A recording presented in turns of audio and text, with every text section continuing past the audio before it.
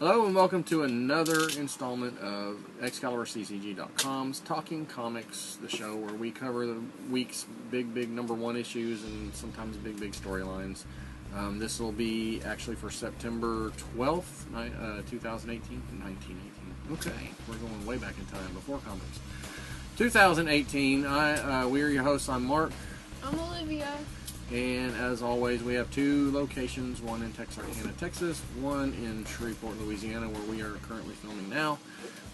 Any info and contagious diseases you can get from Riggs. Any info that you need, phone numbers, addresses, directions, all that kind of stuff is going to be on our website, ExcaliburCCG.com, or our Facebook page, or the Texarkana Store's Facebook page. That said, I guess we are ready to dive in to the new number ones. I guess I'm starting this week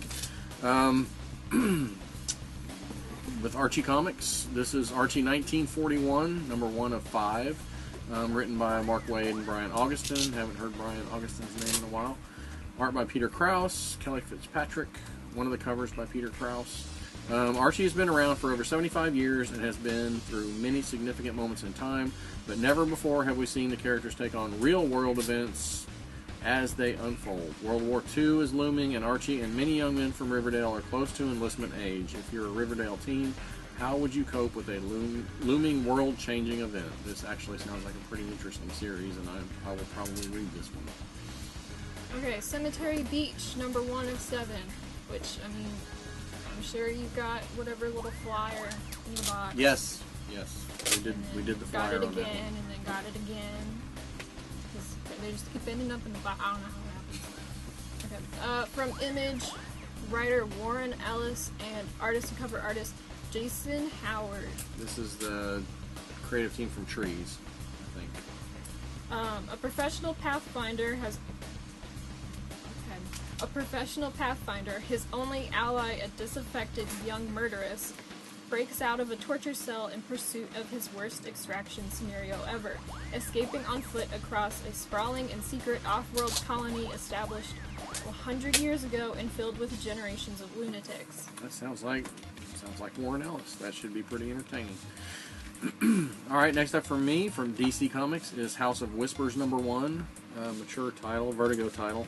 Nalo Hopkinson writing, Dominique Domo Stanton on the art, yeah, Sean Andrew Murray on the cover. This is another spin-off of, or comes out of the Sandman universe.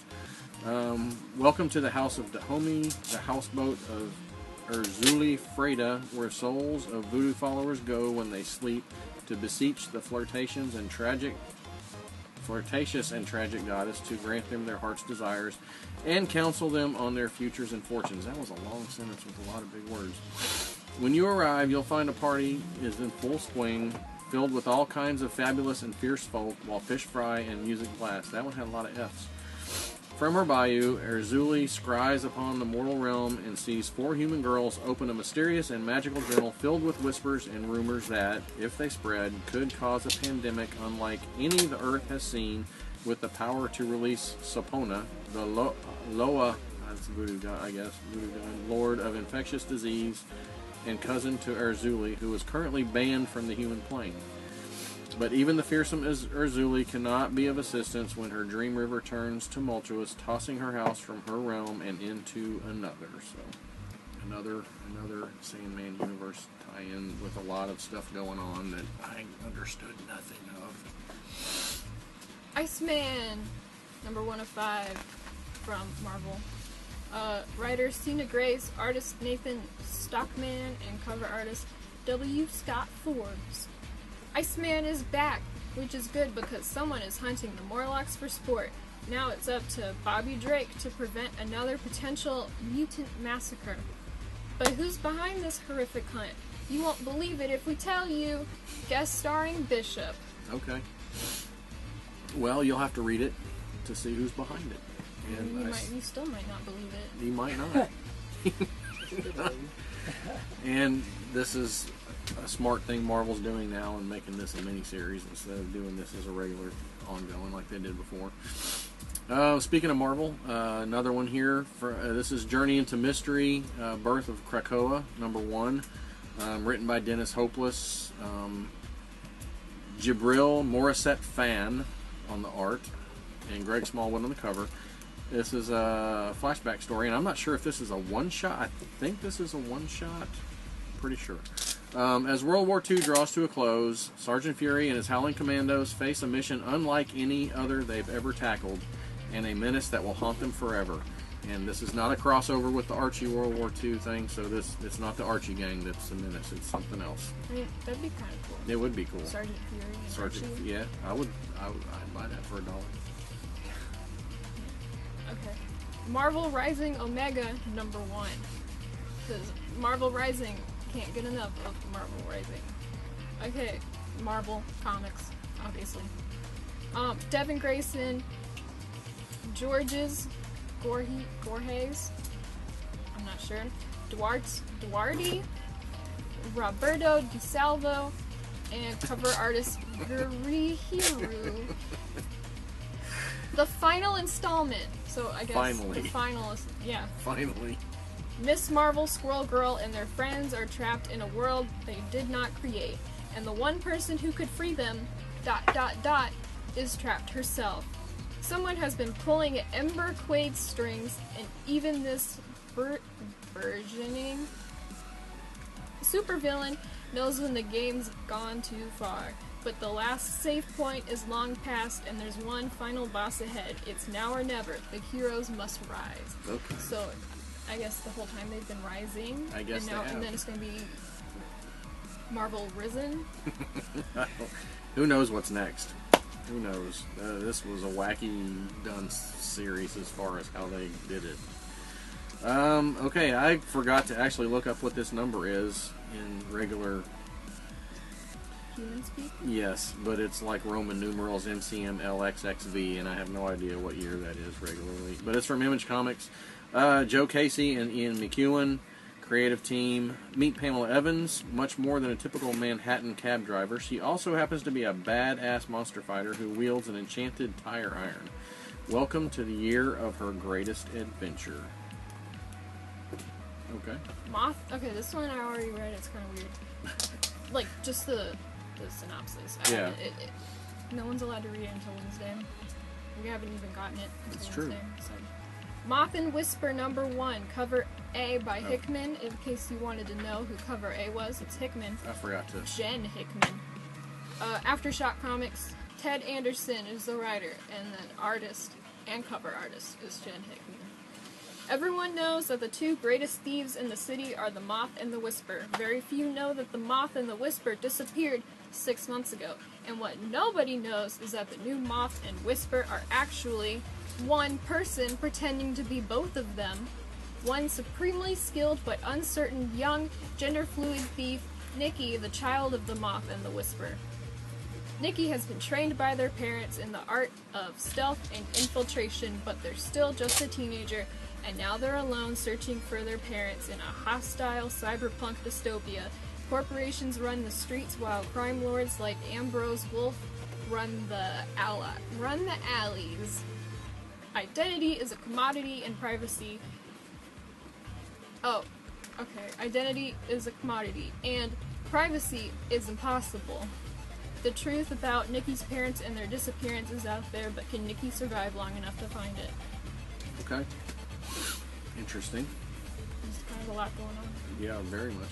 A lot going on. Next up from me, from Dark Horse Comics, Mystery Science Theater 3000, #1. My favorite TV show of all time is coming to comics, and I'm assuming this will be their adventures outside the theater because that would be kind of weird doing it. But I mean, you know, if you Movie had like working in the comics. old Silver Age comics and they're like goofing off on that, that'd be kind of cool. That Yeah. could, maybe I that could don't happen. think that's what they're gonna do. Actually, Joel Hodgson writing this, the creator of MST3K, is writing, and various, Todd Knock and various. One of the covers is from Todd Knock, and one of them is from somebody else, I can't remember. The riffing hilarity of Mystery Science Theater 3000 comes to comics when Kinga Forrester pairs her Kinga Chrome liquid medium with her latest invention, the Bubblate R. Jonah Heston, Crow T. Robot, and Tom Servo find themselves thrust into the 2D world of public domain comics with riffing as their only defense. And that's a really good defense for them. So we'll see how that translates. I'm looking forward to this a lot. Wrong Earth #1 by Ahoy Comics. New publisher. With writer Tom Payer and Various. Various is doing a lot of work here. Yep. He's doing the writing and the art. And Jamal Ingle is helping Various out with that. And cover artist Jamal Ingle. Ahoy Comics launches with a biting superhero satire. On one world, Dragonfly Man. That means all the All the words good bugs you are can taken. add. Yeah, well. Dragonfly Man and his sidekick Stinger enjoy a life of adventure. On another Earth, the Dragonfly hunts criminal parasites like a lethal exterminator. But what happens when these two heroes exchange places? So that's the story. And a Golden Age Stinger solo story by Paul Constant and Frank Camuso. Plus, an all-new text story by comics legend Grant Morrison called HUD Hornets Holiday in Hell, illustrated by Rob Steen. All this plus a cartoon by Shannon Wheeler. Man, you get a lot for your money in that comic. Yep. Yeah, I'm not sure what the deal with Ahoy Comics is. I'm not sure how much they're actually going to be putting out, but it's a good start. That sounds kind of like a fun deal. Tom Payer did some stuff for Marvel, I think, in the 90s, but I haven't heard his name too much since then, so. That's it then. That's the big #1s for the week. Obviously, there's a ton more stuff coming in, so any of this stuff, especially the Sandman stuff that you want, please let us know and put it on your pull list so you don't miss an issue. Now we move right into the /current issues of the week. I guess this week I'll start off.